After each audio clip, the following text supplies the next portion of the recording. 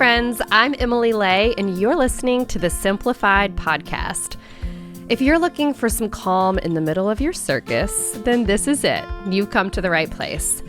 Every week, I try to give you some tactical tips to grow in grace, not perfection, so that you can live a life filled with the things that truly matter most. I'm turning my thoughts toward all things food today because food is wonderful.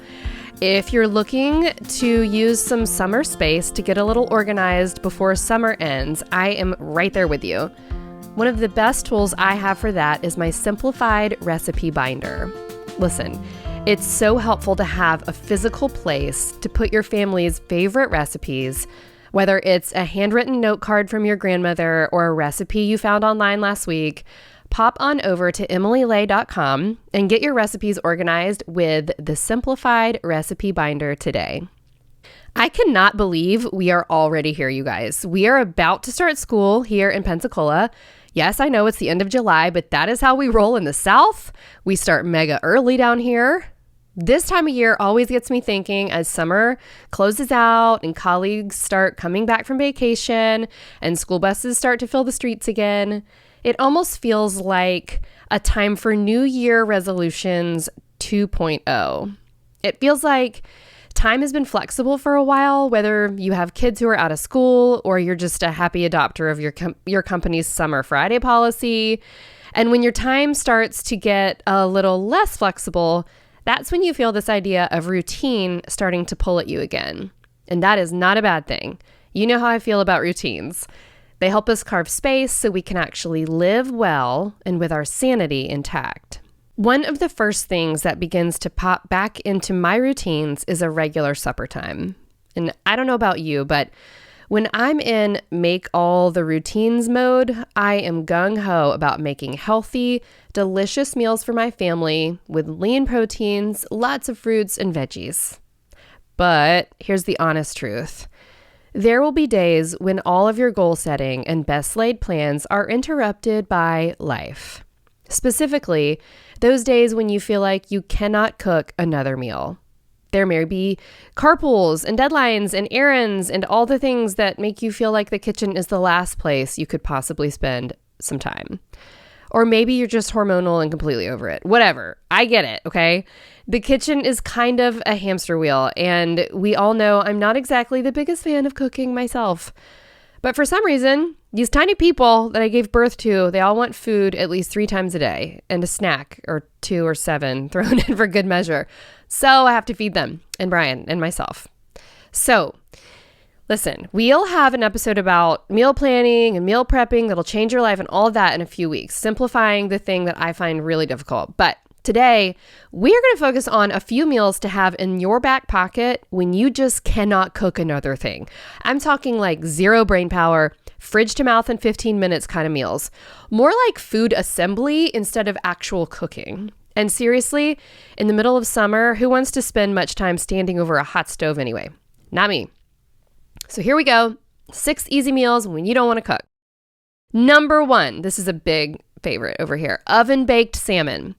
So we are huge salmon fans in the Lay family. Actually, I think 6-year-old Tyler Lay could eat salmon every night for dinner. That is how much he loves it. And I can't blame him. Not only is salmon delicious and easy to make, it has the added bonus of being super healthy, making it a win-win in my book. So here's what you do. You preheat the oven to about 400 degrees Fahrenheit and grab a casserole dish, or you can just use a baking sheet. I just use a baking sheet. Also, the non-stick aluminum foil is great for like really easy cleanup. Put your salmon on it, sprinkle a little brown sugar on top and a couple slices of lemon. You can put them underneath or on top or just squeeze them on, whatever. Really, it's hard to get salmon wrong. A lot of people eat it medium. We like it medium. A lot of people eat it a little more on the rare side. So it's really hard to mess up. So you pop it into the oven for, I would say like 15 to 20 minutes. I'm always Googling this recipe, but really you just can't get it wrong. If you're worried about the temperature inside, just get one of those little thermometers that you stick in it and it tells you the temp. We do about 15 to 20 minutes. And then at the very end, this is like for added crunchiness, because I don't like soggy salmon. You take that salmon, you put it on the top rack, and you crack the door so you can watch it under the broiler. Turn the broiler on, and it gets it nice and crispy. It gets the brown sugar really like crusty on top. Oh, it's so good. All right, then make an easy side or two. You can do some rice or mashed potatoes. Maybe you get a bag of salad or a bag of steamed broccoli from the microwave. Boom, done. You made yourself an easy, delicious, healthy dinner. I really also like the steamer bags of rice from Thrive Market. You guys know I love Thrive Market, and that's one of the staples we get there all the time. So love that. Number 2, Zoodles and shrimp. Okay, I know this sounds time consuming and fancy, but I promise you this one is easy. It is literally 3 ingredients. Let's start with Zoodles. What is a zoodle, you ask? It is a noodle made out of zucchini. They cook faster than regular pasta and are a bit on the lighter side. If you've got a garden full of zucchini this summer, making zoodles is a great way to use them up. Just grab a spiralizer and go to town. I'll link a spiralizer. They're super cheap. You can get them on Amazon. But listen, if you're like me, not everybody's got a garden full of zucchini or a spiralizer laying around. That is okay. You can still get some zoodles. These days, I feel like every grocery store on the planet sells zoodles or carrot noodles or sweet potato noodles. They've done all the spiralizing for you. And to cook them, all you have to do is throw them in the pan with some oil, some olive oil and some salt. Saute for like 4 minutes. That's it. If you want the zoodles to be a bit softer, you can boil some water and throw them in for like 2 minutes before you saute them. But I love them just sauteed. As for the shrimp, y'all, we love shrimp in this house. It is tasty, healthy, super easy. For this recipe, put the shrimp on a pan with some olive oil, again with that nonstick aluminum foil. Olive oil, medium-high heat for 2 minutes on each side. And when it's all done, toss the shrimp and zoodles all together with some of your favorite store-bought marinara or pesto. And there you have it. A super easy, healthy meal that took you like 15 minutes to make. Number 3, slow cooker pulled pork. So like so many of you, I love my slow cooker. It saves me so much time and brain space every time I use it. And one of my favorite slow cooker meals of all time is pulled pork. It is so easy and it's awesome. Like the leftovers are super great. You can do so many things with them. So buy some pork, put it in a slow cooker on low for like 8 to 10 hours with 2 cups of chicken broth and some salt and pepper, and then you just leave it while your house slowly starts to smell like a summer cookout. Then you shred it, use 2 forks, add in some barbecue sauce. We love Sweet Baby Ray's. And you make some sandwiches or wraps or salads. My family loves Hawaiian rolls. I mean, who doesn't love Hawaiian rolls? So we will do pulled pork on Hawaiian rolls. Get like a store-bought fruit salad, some potato chips, Ruffles. Yum. What a great meal. And as you know, of course, a slow cooker recipe makes so many leftovers. This is no exception. What a win.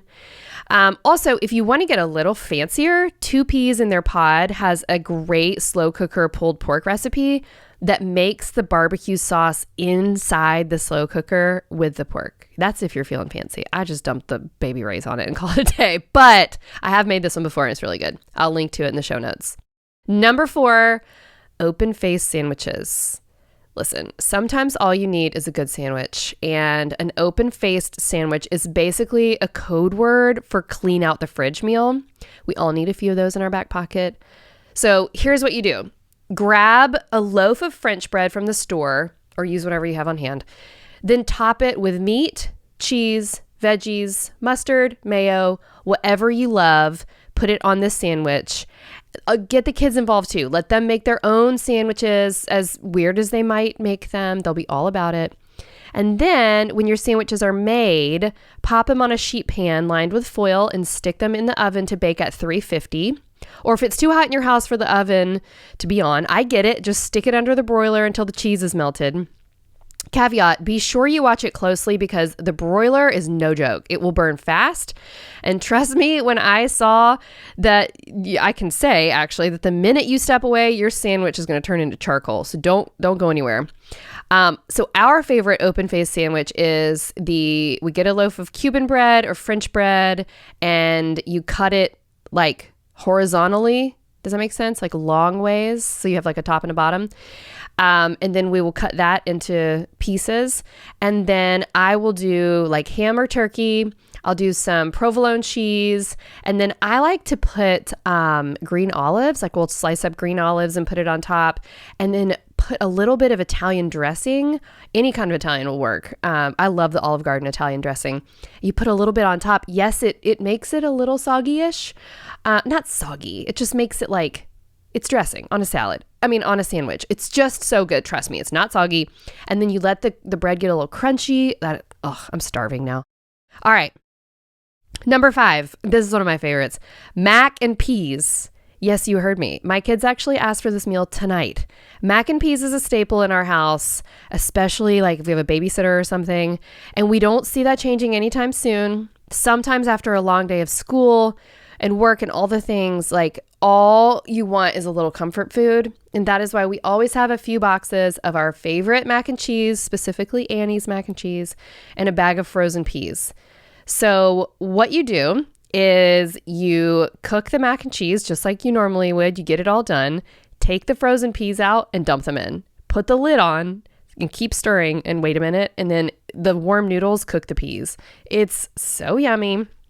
If you don't have any peas on hand, you can sub in broccoli florets or corn or edamame or whatever. You can just throw any kind of vegetable in and it takes mac and cheese up a notch. You get a few veggies in your kids. Win-win. All right, last but not least, number 6. Are you guys ready for this one? Order takeout. Sometimes takeout is the last connection to sanity you have on your busiest days. Put together a running list of your family's favorite local restaurants and call in an order. This takes so much stress off of you and gets your kids excited to eat a meal that they typically don't get to have. It's truly a lifesaver on the days where I cannot even imagine spending 5 minutes in the kitchen. If we're feeling healthy, we will get Zoe's Kitchen. That's one of our favorites. And that's it. Listen, I know the struggle of getting food on the table when you're over it. Just remember, you don't have to be Superwoman. You don't have to make a 5-course meal every single night. Just get something on the table. Sometimes a cereal dinner, a PB&J, or a grilled cheese is exactly what you need. And as long as you're all sitting down and eating together, like that's a really special meal. So remember, that's the most important thing anyway.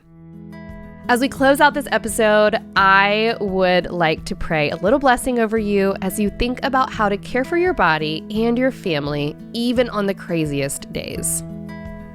May you welcome simplicity and ease into your kitchen while removing the stress of cooking and meal planning. May you nourish your mind, body, and soul with simple but delicious foods. And may each meal bring you and your family a little closer together. As always, I like to leave a little tip to help you put what we've talked about today into practice in real life. And so here is your task for this week. Maybe you create a new tradition to have the same dish on the same night each week. Friday night is pizza in the Lay House. Maybe you do Taco Tuesday or pick a rotisserie chicken up on Monday after work. Taking the guesswork out of what's for dinner one night a week is a vacation for your brain. Give yourself that small gift, and I bet your family might like it too. Thank you for listening to the Simplified podcast. I hope today's episode showed you a few new tricks for your dinner time routine. Work smarter, not harder, friends. You can find show notes for this episode at emilylay.com/podcast, where you can check out links and resources I mentioned here, and you can shop the Simplified brand of planners and products. Plus, for more simplicity tips, you can find me on Instagram at emilylay and at Simplified. Also, did you know you can watch the Simplified podcast on video? It's true. They are so easy to share with friends too. Head on over to my YouTube channel at youtube.com/simplified by Emily Lay and subscribe today so you never miss one of our episodes. And listen, if you're looking to take a big step in your life, then you should definitely grab a copy of my book, Growing Boldly, Dare to Build a Life You Love, which is in stores right now wherever you buy books. And one last thing, I can't tell you how much it means to me to spend time with you here every single week. If you like what you're hearing, I would love it if you would hop over to Apple Podcasts and leave a review. That is one of the most powerful ways we can help the show grow and get into the hands of women looking to make big changes in their own lives. Until next time, thank you so much for listening. Bye.